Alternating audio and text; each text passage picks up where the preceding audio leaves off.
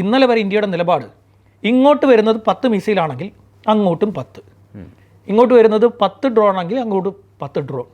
പക്ഷേ ഇന്ന് രാത്രിയിൽ ഇത് ആവർത്തിക്കുകയാണെങ്കിൽ ഇതിൻ്റെ 10 മടങ്ങായിരിക്കും.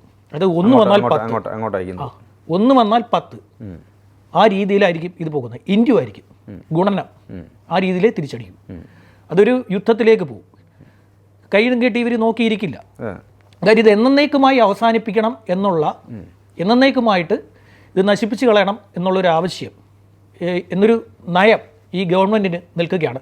അതെന്തുകൊണ്ടെന്നാൽ ഇനി ഒരു അക്രമം ഉണ്ടായിക്കഴിഞ്ഞാൽ നിങ്ങൾ ഇത്രയും ചെയ്ത് കൂട്ടിയിട്ടും, നിങ്ങൾ ഇത്രയധികം തിരിച്ചടിച്ചിട്ടും അവരടങ്ങിയിട്ടില്ല എന്നൊരു